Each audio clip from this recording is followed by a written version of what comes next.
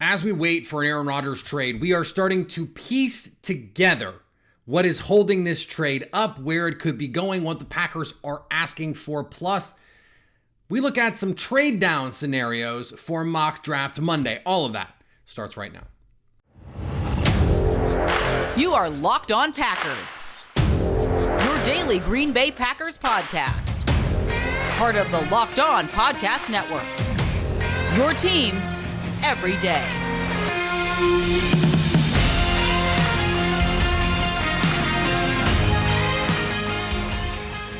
You are Locked On Packers, part of the Locked On Podcast Network, your team every day. I'm Peter Bukowski, and I cover the Packers for The Leap, a newsletter I would love for you to subscribe to. Follow me on Twitter, Peter_Bukowski. Follow the podcast on Twitter, Locked On Packers. Like us on Facebook. Subscribe to the podcast, iTunes, Spotify, Google Podcasts, wherever you find podcasts, you will find Locked On Packers, the #1 Packers podcast on the internet, and the show for fans who know what happened. They want to know why and how. Thanks to everyone who makes Locked On Packers their first listen every day. We hope you like starting your day with us as much as we like starting our day with you. Rich Cimini from ESPN had a report about the Packers and Rodgers and their trade with the New York Football Jets. And really the piece that sticks out is not his proposed trade, because I think his proposed trade is ridiculous. We're going to talk about that in a second. It's his mention of the Joe Montana trade. Now, why are you bringing up a trade that happened 30 years ago?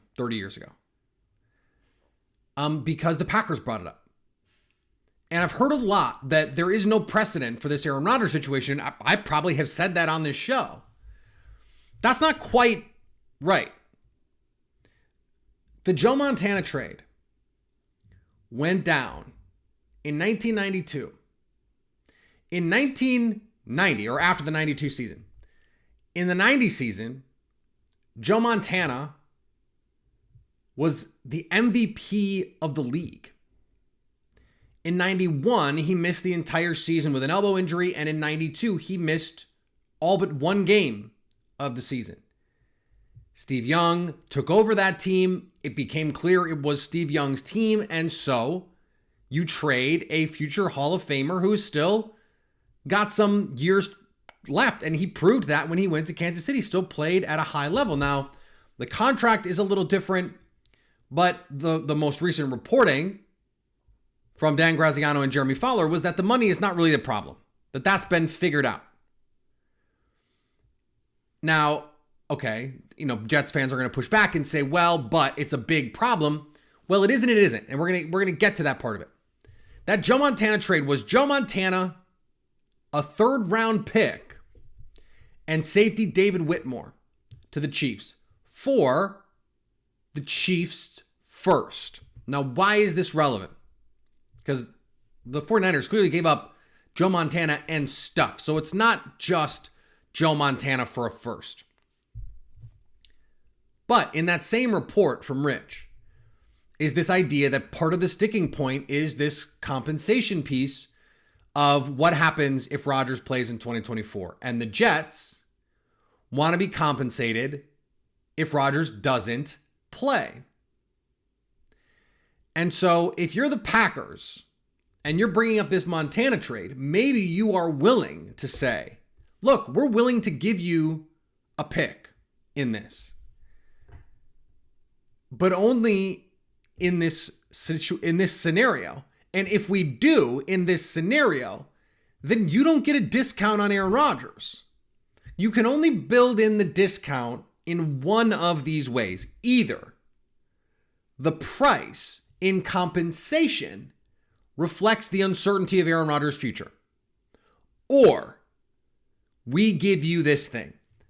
That's the only way this works, because what I'm not going to do if I'm the Packers is say, yes, not only will we give you Aaron Rodgers at a discount because he may only play a year, but then we will compensate you for that year if he only plays a year.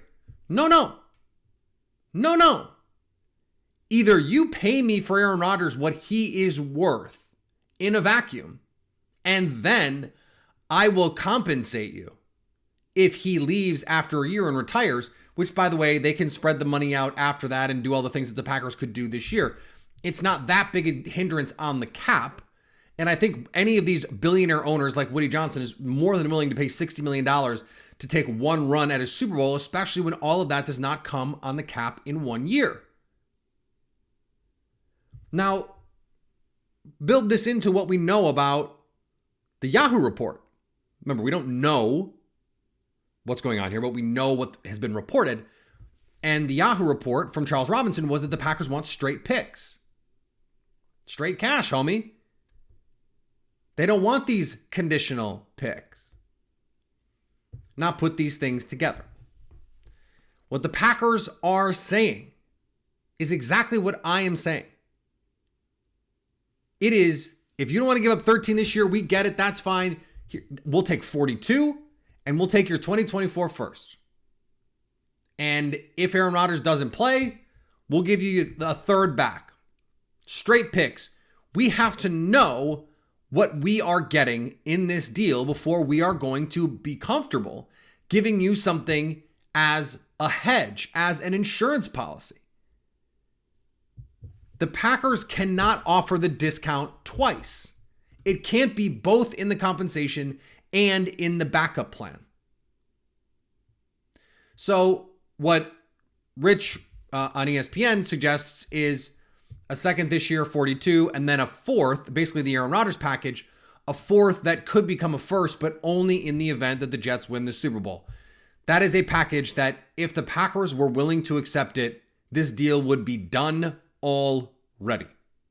It's just not good enough.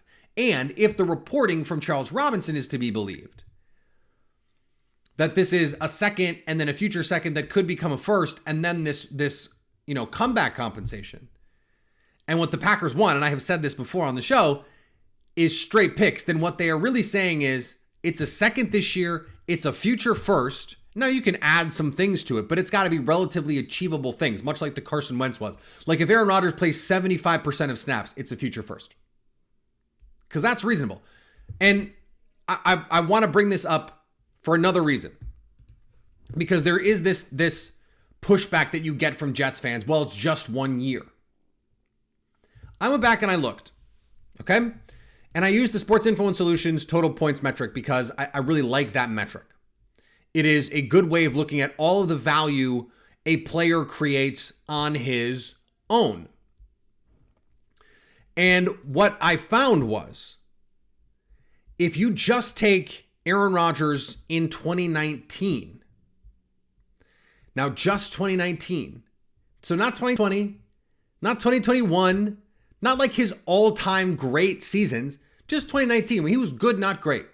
He created 133 total points. Go back to last year.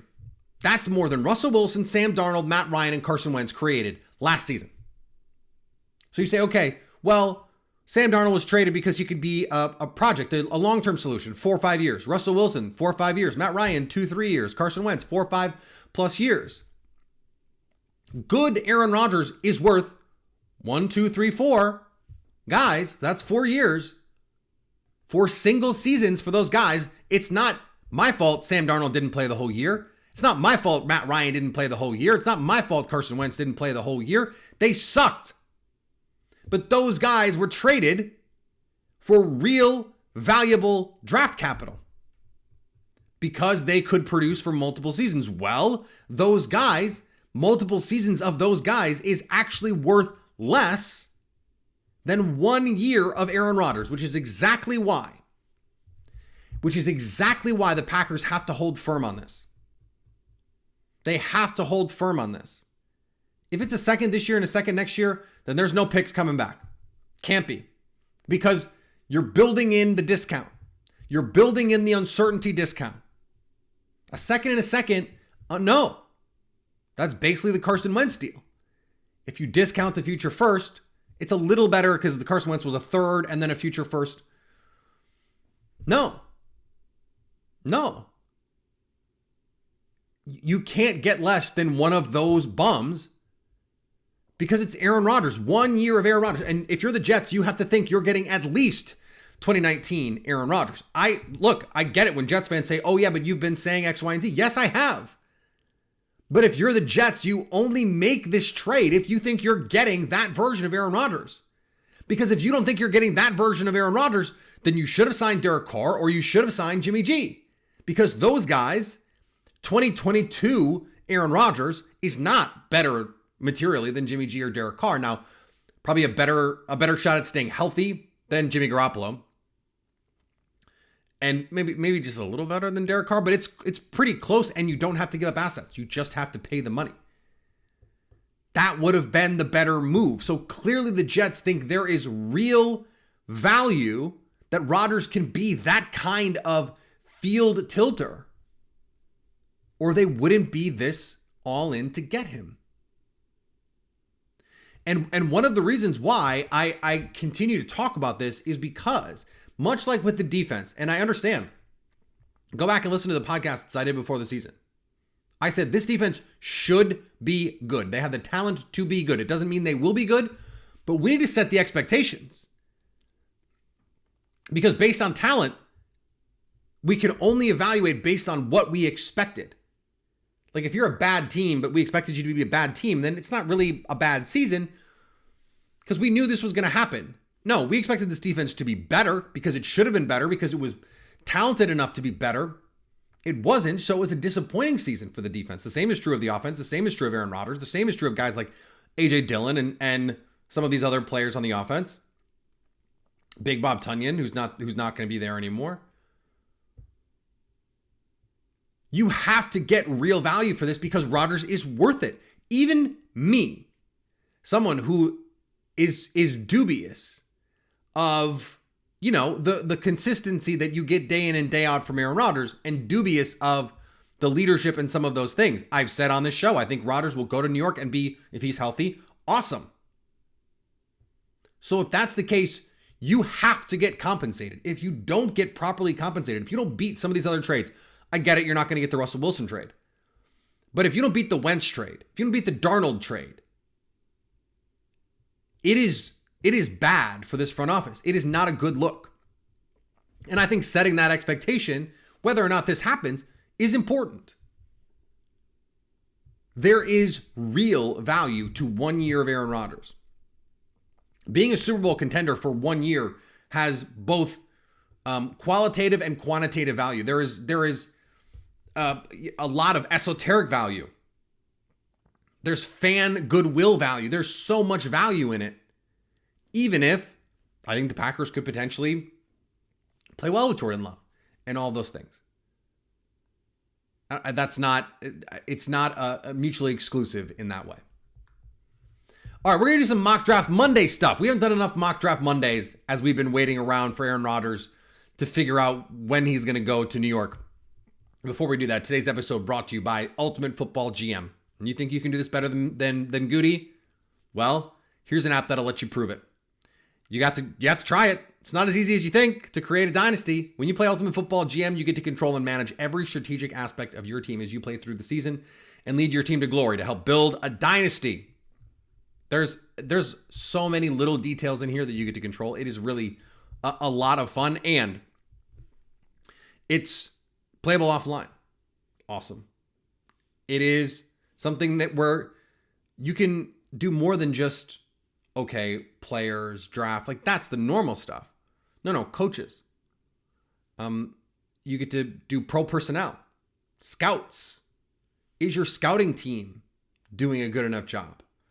Are you making enough money so that you have a buffer when you need it for the salary cap? All that good stuff. It is all in the Ultimate Football GM. And Locked On Packers listeners get a 100% free boost to their franchise when they use the promo code Locked On in the game store. That's Locked On. So make sure to check it out today. Ultimate-GM.com or look it up in the App Store. That's Ultimate-GM.com. Ultimate Football GM. Start your dynasty today. So we've talked about trade ups. We've talked about trade downs. And we've talked about the must pick guys. And, this idea that, okay, if this group of players are there, Go get them. You have to trade them. I'm not in love with the options otherwise.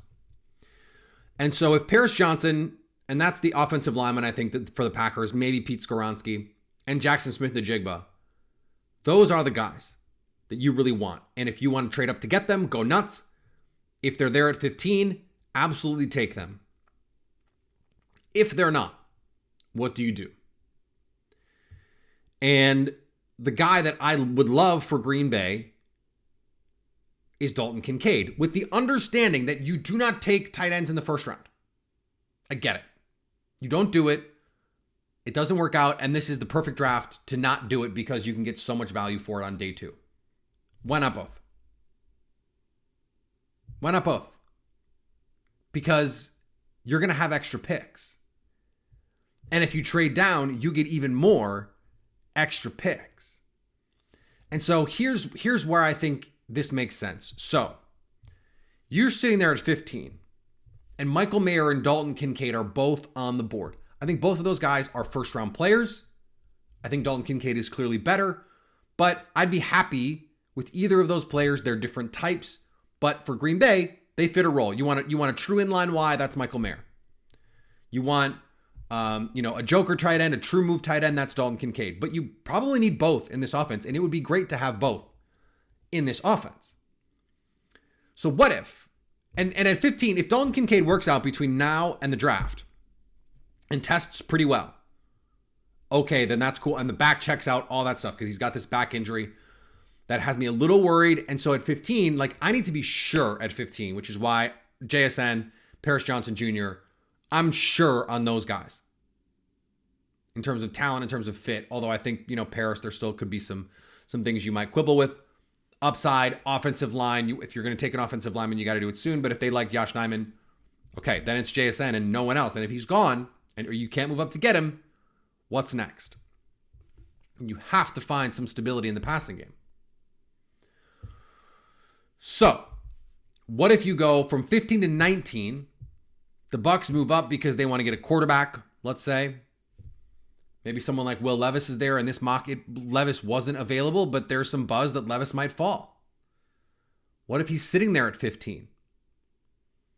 In this case, it's not really a Levis trade situation, because if it were, you'd probably get a future first or something out of it. But I just thought, okay, the Bucs want to be aggressive. They like Baker Mayfield, I guess. They want to go up and get their guy. They go up to 15. Packers drop down to 19 and they add 82. You get an extra third-round pick. And then at 19, now you start to feel better about Dalton Kincaid or Michael Mayer. Because you probably have to knock Kincaid down a little if you have these medical questions. And then Michael Mayer, this is probably more in the range where you'd want to take him. 20s is where I'd be more comfortable with him. Mostly because I just don't think there are that many guys worth taking at 15. So now you can add picks. I get 82. I get another top 100 pick. I get another dart throw in a draft where the draft is strongest from 30 to 80 or 85. It's really day 2 is where this class is the strongest. And so now I sit there at 42. I get 42 in the Rodgers trade, let's say. And I have a little luxury pick. And I think someone like the pass rusher from Northwestern, Adebawore, that's great value, because he can play 5 tech, he can play on the edge. Yeah, it's a projection, but you don't need him to go right away. Just take the absolute outlier athlete and figure it out later. Now I have 45. Why not take another tight end? Why not go? And the Packers have a history of this. Go back to 2018. In the 2018 draft, they took Jair Alexander and Josh Jackson. 2 very different type corners. Jair, he is someone who has man cover skills, smaller, twitchy, ball skills. Josh Jackson, bigger, physical, off coverage, zone corner, ball skills. They're different type players. Some similarities, but different type players. Look at that receiver draft. Jamon Moore, Equinemius St. Brown, and MVS could not have been more different players. They're all tall and fast, but very different skill sets specifically. Go back to 2014. I know that was Ted Thompson, but Brian Gutekunst is in that front office. Devontae Adams, Jared Abbrederis, Jeff Janis. Very different types of players. Even this last draft, the Packers take 3 offensive linemen. Very different players. It's great to have that diversity of skill set. So you get your true move tight end in Dalton Kincaid, and then you get a guy in Luke Musgrave. I know it's a projection. He's not a great blocker now, but has the frame for it, has the upside, has the physicality. You might get a true Y tight end there. And if not, one of these guys has an opportunity to be a meaningful pass catcher, maybe not this year, but next year in your offense. And now you still have extra picks. I've got an extra 3rd round pick at 78. I get Jamie Robinson, the safety from Florida State, who just had a top 30 visit with the Packers, by the way, one of the best tackling safeties in college football last year. The Packers want to improve in that back end, and they need someone who can tackle. So there you go. You get that guy. He's undersized. He didn't test great. But they need a reliable player in the back end. He plays some in the slot. He plays some deep. He gives you a lot of flexibility in this defense. If you're going to pick an outlier, pick someone who has one of those, even undersized, one of those elite traits, and that is tackling. He is an elite tackler. And then at 82, a little bit under the radar guy, but Jacob Morley, who's been scouting the receivers on Packers Twitter, and I'm sure for the draft guide. Michael Wilson from Stanford is a Packers type. Blocks, has the athletic profile you look for, that the Packers look for. And while he's not probably going to come in and carry your offense, that's okay. Because if everything goes to plan, you have the guys that are going to carry your offense. It's going to be Christian Watson and Romeo Doubs. Get another athlete in here, give him an opportunity, and maybe let him fill some of that Lazard role stuff. Possession type, although I think that he's got more athletic ability than that. So trading down in a draft like this where you're getting another pick anyway, like I don't love 15. Same reason I'm like, I think swapping, some people have gotten a little obsessed with swapping 15 and 13. I like it because you get to jump the Patriots and potentially get Jackson Smith-Njigba, but I'm also willing to give up a 3rd to go get JSN because he's the one guy I feel really good about it. But if I can trade back, I'm getting 42 or 43, doesn't matter, and I get to add another day 2 pick, I am going to be so happy if I'm the Packers. All right, thanks to everyone who makes Locked On Packers their first listen every day. Go make your second listen Locked On NFL Scouting with the Draft Dudes, from free agency to the draft, salary cap management, and more. Join NFL experts Kyle Crabb and Joe Marino as they take you through what it's like to build a successful NFL franchise every Monday through Friday. Find Locked On NFL Scouting with the Draft Dudes wherever you get your podcasts and on YouTube, part of the Locked On Podcast Network, your team every day.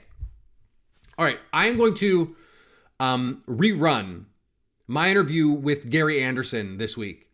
Former Utah State coach, was Jordan Love's coach. We are going to push out a lot of Jordan Love content this offseason. I think it is a good thing to kind of reintroduce Jordan Love to Packers fans and remind them, hey, this guy's incredibly gifted. There's so much talent here. This is what the Packers were looking at when they got him. This is the player that they're getting. This is the prospect that he was, all that stuff. I think it is a great opportunity to kind of hit reset on all of that and dig into. I've done so much Jordan Love content over the years that we get to dig into the archives a little bit, break some of that stuff back out, and then dig in again. How he's improved, all that kind of stuff. So follow me on Twitter, Peter_Bukowski. Follow the podcast on Twitter, Locked On Packers. Like us on Facebook. Subscribe to the podcast, iTunes, Spotify, Google Podcasts. Wherever you find podcasts, you will find Locked On Packers. And when we get a trade, we will go live on YouTube, whenever that is. But follow us on YouTube so you can stay Locked On Packers.